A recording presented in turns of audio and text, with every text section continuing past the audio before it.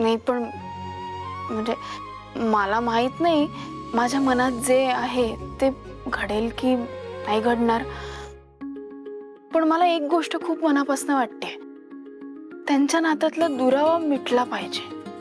तसंच होणार आणि माझी खात्री याला सुद्धा कारणीभूत तूच असशील. बर चला आता झोपायला जायचंय की नाही?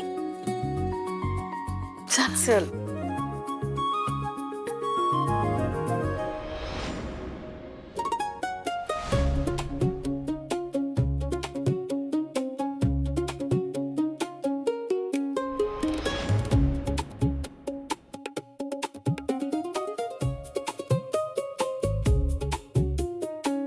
काय दीप गायकवाड, नवीन फ्रेंडच्या आठवणीमुळे झोप येत नाहीये का?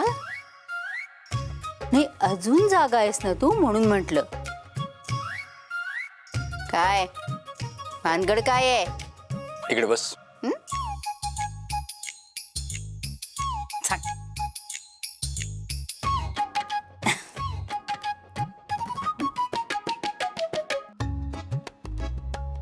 सुलू, मला ना असं वाटायला लागलंय की आता आहे ना, आता सगळं असं खूप चांगलं घडणार आहे.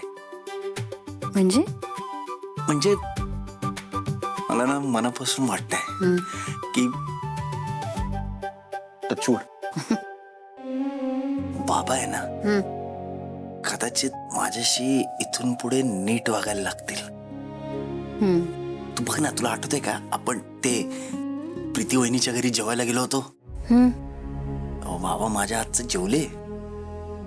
आणि आता पण ते चोरीच्या प्रकरणात टेम्पो चोरीला गेला ना, तेव्हा ज्योतीने माझं सत्य बाबांसमोर मांडल्यावर बाबांनी माझी शिक्षा माफ केली. आणि आता पण गटारीला दीप अमावस्याला दारू पिऊन नव्हतो आलो. मला असं वाटतं की कुठेतरी आहे ना, बाबा आतल्या खूप खुश झाले. सुलू, माझ्या आणि बाबांमधली ही जी काय दरी आहे ती लवकरात लवकर कमी होईल असं वाटतंय मला. मला तर आत्ताच डोळे बंद केल्यावर असं दिसतं की बाबा येऊन पळत पळत मला घट्ट मिठी मारतायत. असंच होईल दीप, नक्की असंच होईल. आणि त्या दिवशी तुझ्यापेक्षा जास्त आनंदी मी असेन.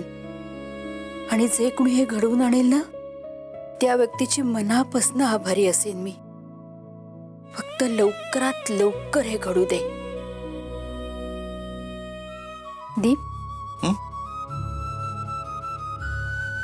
टचवूड. सुलू, मी आज असं झोपतो. चालेल, आपण दोघं असंच रात्रभर झोपू.